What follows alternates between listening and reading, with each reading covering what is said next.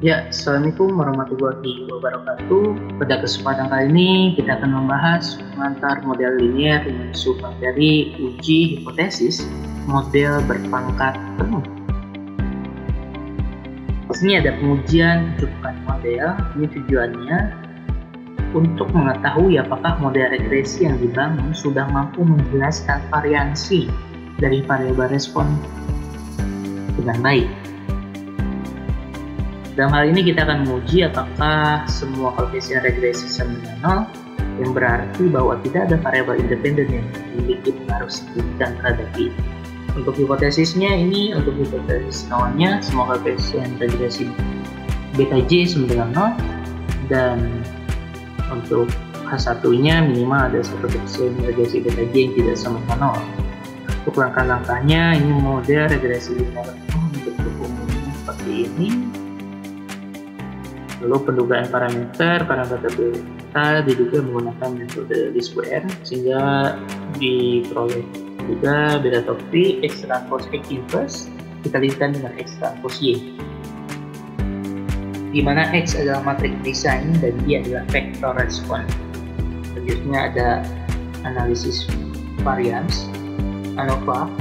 Ini uji kecukupan model dilakukan dengan menggunakan analisis varians. Jadi kita membandingkan jumlah kuadrat regresi dengan jumlah kuadrat residu. Lalu ini implementasi dalam R ketika kita memiliki data sebagai berikut datanya. Lalu kita membuat model linier penuh, jadi semua variabel kita masukkan. Lalu kita uji ANOVA. Selanjutnya ini ada pengujian hipotesis subset parameter. Jadi tujuannya ini untuk mengetahui apakah subset tertentu dari parameter koefisien regresi dalam model regresi linier berpengaruh signifikan terhadap variabel respon Y. Ini ketika kita ingin menguji efek dari beberapa variabel independen tertentu sambil mengendalikan variabel independen lainnya.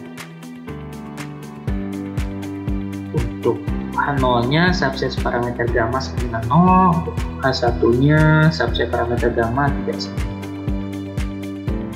Untuk langkah-langkahnya ini model reduksi. Ini bentuk model reduksi, model yang tidak memasukkan subset parameter yang ingin diuji. Selanjutnya ini ada ANOVA. Ini perbedaan antara model penuh dan model reduksi diuji dengan analisis varians. Dan untuk keputusan di sini, jika nilai F ini lebih besar dari F tabel, maka A0 ditolak dan bisa kita simpulkan subset parameter tersebut berpengaruh signifikan terhadap variabel respon. Ini implementasi dalam R-nya. Jadi untuk variabel X-nya ini kita reduksi, jadi tidak semua variabel X kita masukkan di sini, hanya kita masukkan X1, X2, X3. Dan kita juga bisa coba bandingkan model penuh dengan model reduksi. Ya, untuk pengujian kecukupan model yang digunakan untuk menilai apakah model regresi yang dibangun cukup baik dalam menjelaskan variabilitas data respon. Dan pengujian hipotesis subset parameter digunakan untuk menguji apakah subset parameter tertentu dalam model regresi berpengaruh signifikan setelah memperhitungkan variabel lain dalam model. Untuk contoh soalnya, untuk soal 1 sini ada dalam industri informasi. Dalam industri informasi yang berguna seringkali diperoleh dari tes dipercepat. Dalam tes macam itu, produk yang sedang dipelajari ditempatkan dalam waktu singkat pada kondisi yang mirip dengan yang akan ditemui di lingkungan kerja. Sebuah studi dirancang untuk menyelidiki kemampuan memprediksi tingkat keretakan cat latex di lingkungan alami. Berdasarkan tes dipercepat dari cat tersebut di laboratorium, dua variabel yang digunakan adalah Y, yaitu tingkat keretakan di lapangan, dan X yaitu tingkat keretakan dipercepat yang diperoleh di laboratorium. Masing-masing tingkat ini tidak negatif. Model regresi linier sederhananya diasumsikan dan datanya sebagai berikut. Ya, seperti biasa kita tuliskan bagian referensinya, hipotesisnya, ini model tidak valid, nolnya untuk kelas satunya model valid.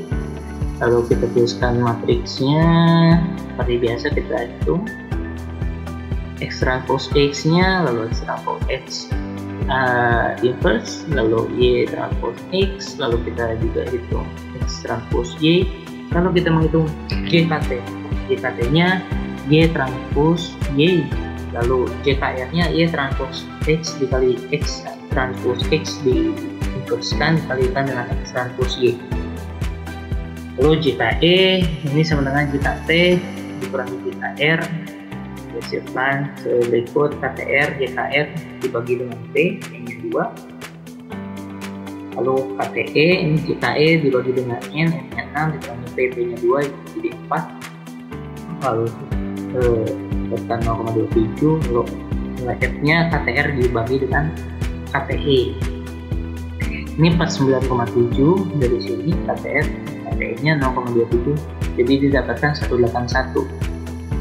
Dan karena F hitungnya ini 181 lebih besar dari F tabelnya itu 19,25, tadi kita simpulkan hak tolak, maka modelnya valid dan dapat digunakan pada taraf nyata 5%. Ya, selanjutnya soal 2. Ini sebuah sistem pemrosesan data terdiri dari 3 elemen struktur dasar. X1 nya ini file, X2 nya aliran data, X3 nya proses. File adalah catatan permanen, aliran data adalah antarmuka data, dan proses adalah manipulasi logis data yang didefinisikan secara fungsional. Ini sebuah penyelidikan tentang biaya pengembangan perangkat lunak dilaporkan dalam Software Metrics for Cost Estimation and Efficiency Measurement in Data Processing System Development, Journal of System Software 3 di tahun 1983. Untuk datanya ini sebagai berikut. Berarti ini ada 3 ya, X1, X2, X3, lalu nilainya untuk hanonya model reduce memadai, untuk hal satunya model lengkap lebih memadai. Lalu kita menghitung JKR model lengkapnya, Y transpose X, X transpose X inverse dikali dengan X transpose Y dapatkan 38978. Lalu kita hitung juga jika total model lengkapnya Y transpose Y, lalu kita hitung juga JKR untuk model reduce-nya. Ini sama dengan sigma Y kuadratkan bagi dengan N dapat 21800. Lalu kita hitung pengaruh gamma 1 di dalam kehadiran gamma 2. Ini rumusnya JKR yang lengkap dikurangi JKR yang tereduksi dapatkan 17177. Lalu kita bisa menghitung JKE itu jika total dikurangi JKR yang lengkap jadi 39667 dikurangi 38978 didapatkan 688. Dan bisa kita tuliskan juga tabel ANOVA-nya. Dari mana angka-angka ini angka-angka ini dari hitungan yang tadi di atas ya. Dan bisa kita lihat bahwa nilai F hitungnya kita lihatnya ini ya, gamma 1 setelah gamma 2 nilai F hitungnya 58,20, ini lebih besar dari tabelnya ini 4,35, maka 0 ditolak. Artinya model lengkap lebih memadai pada taraf signifikansi 5%. Oke, selanjutnya ini ada 5 soal. Untuk soal yang pertama ini terkait dengan industri farmasi. Jadi dalam industri farmasi, prediksi stabilitas obat sangat penting untuk menentukan umur simpan. Sebuah studi dilakukan untuk memprediksi stabilitas obat dalam kondisi penyimpanan normal berdasarkan tes percepatan di laboratorium. Dua variabel yang digunakan adalah Y, yaitu tingkat degradasi obat dalam kondisi penyimpanan normal, dan X, yaitu tingkat degradasi obat dari tes percepatan di laboratorium. Dan berikut datanya. Untuk soal 2 ini terkait dengan pertanian. Ini kemampuan tanaman untuk bertahan dalam kondisi kekeringan sangat penting untuk pengembangan varietas unggul. Ini sebuah studi dilakukan untuk memprediksi pertumbuhan tanaman di lapangan berdasarkan tes kekeringan di rumah kaca. Dan dua variabelnya, untuk Y-nya ini laju pertumbuhan tanaman di lapangan, dan X-nya laju pertumbuhan tanaman dari tes kekeringan di rumah kaca. Dan berikut datanya. Soal 3 ini dalam penelitian energi terbarukan, memprediksi keluaran energi dari panel surya di lapangan berdasarkan penguji di laboratorium sangat penting untuk perencanaan. Sebuah studi dilakukan untuk memprediksi keluaran energi di lapangan berdasarkan tes di laboratorium. Dua variabelnya ini Y-nya itu keluaran energi di lapangan, ini dalam KWH, dan X-nya ini keluaran energi dari pengujian laboratorium juga dalam KWH. Dan selanjutnya ini soal 4, ini terkait dengan otomotif. Jadi estimasi konsumsi bahan bakar di jalan raya berdasarkan pengujian di laboratorium sangat penting untuk pengembangan kendaraan hemat energi. Sebuah studi dilakukan untuk memprediksi konsumsi bahan bakar di jalan raya berdasarkan pengujian di laboratorium. Ini variabel Y-nya ini konsumsi bahan bakar, dan X-nya ini konsumsi bahan bakar juga, tapi ini dari pengujian laboratorium. Untuk yang Y-nya ini dari di jalan raya. Untuk soal 5 ini penelitian tentang lingkungan, memprediksi kualitas udara di daerah perkotaan berdasarkan pengukuran di laboratorium. Ini sangat penting untuk pengendalian polusi. Sebuah studi dilakukan untuk memprediksi tingkat polusi udara di perkotaan berdasarkan pengujian laboratorium. Untuk Y-nya ini tingkat polusi di lapangan, untuk X-nya ini pengujian di laboratorium. Selanjutnya untuk soal yang ke-6, ini biaya pemasangan jaringan komputer.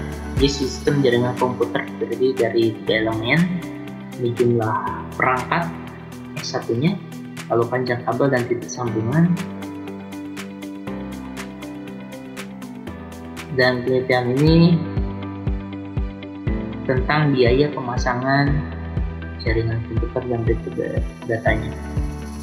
Selanjutnya ini terkait dengan biaya produksi film. Untuk aktor utama X1, adegan X2, dan perunya X3. Selanjutnya terkait dengan biaya pengembangan game. Untuk X1-nya level, X2 karakter, dan fitur utama X3. Selanjutnya ada biaya pembangunan gedung. Untuk X1-nya lantai, X2-nya luas bangunan, dan X3-nya pekerja. Lalu yang soal yang terakhir ini biaya instalasi energi surya. X1-nya panel surya, lalu X2-nya daya, X3-nya baterai. Dan untuk pertanyaan dari 6 sampai 10 ini buatlah ANOVA dan kemudian tesis.